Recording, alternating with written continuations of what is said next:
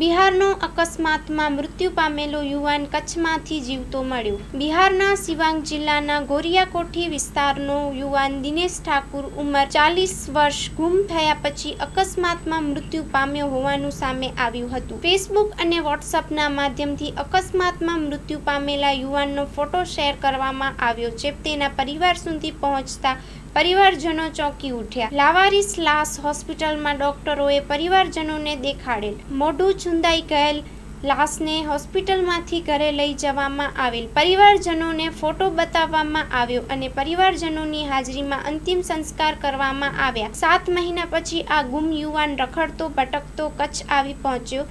જળસંગ્રહ અભિયાનના નાના ભાડિયાના દેવાંગભાઈ ગઢવીને વાડી વિસ્તારમાંથી પગે ચાલીને આવતો આ યુવાન દિનેશ ઠાકુર મળી આવતા તેમણે આ યુવાનને માનવજ્યોત સંસ્થા સુધી પહોંચાડેલ।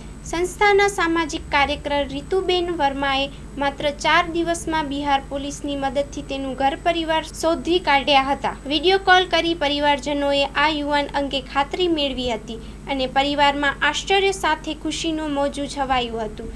તેના પરિવારજનોને પૂજા દેવી, આરતી દેવી સમાચાર પ્રાપ્ત થતાં જ ભુજ આવી પહોંચ્યા હતા અને વીતેલી ઘટના અંગે માનવજ્યોતને જાણકારી આપી આખરે તે પરિવારજનો વચ્ચે પહોંચ્યો છે। ગામમાં પણ આ ઘટના અંગે આશ્ચર્ય સર્જાયું હતું।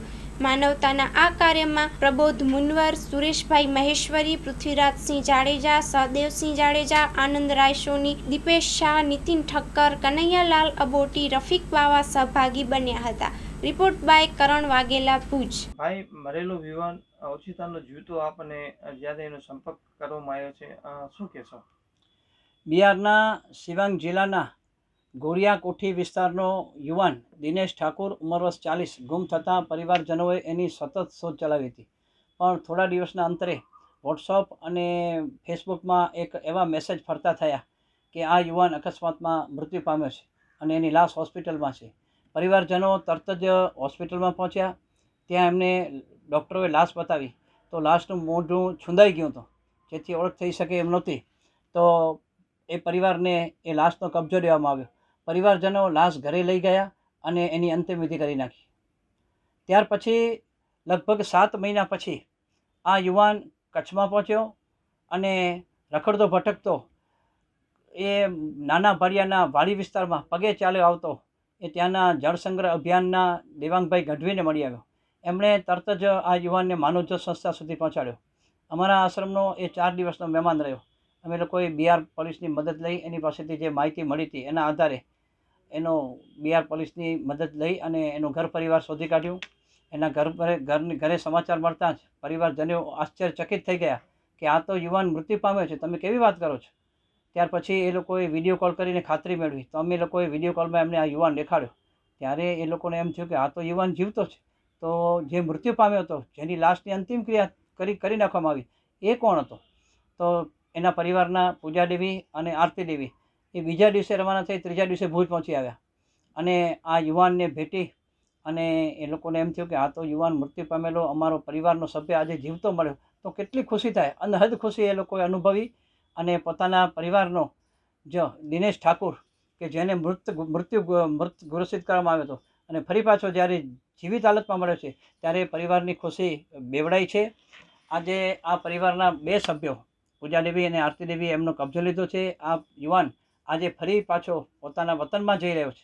તો વિચાર કરજો, અકસ્માતનો ભોગ બનેલો અકસ્માતમાં મૃત્યુ પામી જાય અને લાશની અંતિમ ક્રિયા થઈ જાય અને પછી જ્યારે આ યુવાન જીવતો મળે ત્યારે પરિવારની ખુશી બેવડાઈ જાય છે। એને પ્રેમ થયું કે આને બીજી વાર એને જન્મ મળ્યો હોય એવું પરિવારજનોએ અનુભવ્યું ને આજે આ યુવાન પોતાના ઘર સુધી જઈ રહ્યો છે ત્યારે માનવજ્યોત સંસ્થા પણ આનંદની લાગણી અનુભવે છે।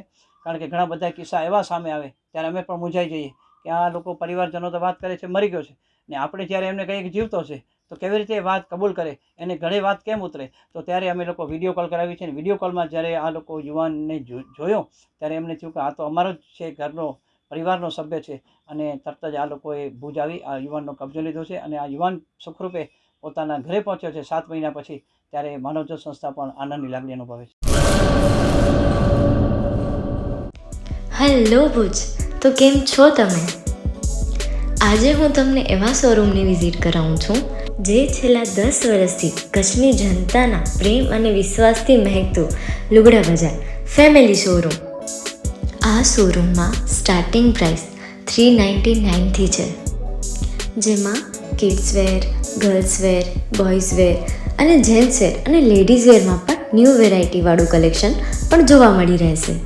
અને જેન્ટ્સ માટે વેડિંગ કલેક્શન અને કુર્તા કલેક્શન પણ બહુ જ સારું છે. એનિમલ મૂવીનો પાર્ટ 2 આવે કે ના આવે, પણ એનાથી પહેલાં અમે લઈ આવ્યા છીએ લુગડા બજાર પાર્ટ 2, જેમાં તમને કિડ્સ વેરમાં વિન્ટર વેર સમર કલેક્શનનો ન્યૂ સ્ટોક આવી ગયો છે. લેડીઝ વેરમાં પણ ન્યૂ ડિઝાઇનમાં kurti, top and coat set best price थी स्टार्ट थाय छे. तो जेंट्स वेर में भी मिल जाएगा boss. Leather, jacket, brand pants and check shirts, formal shirts, track pants पर बेस्ट थी बेस्ट प्राइस साथे.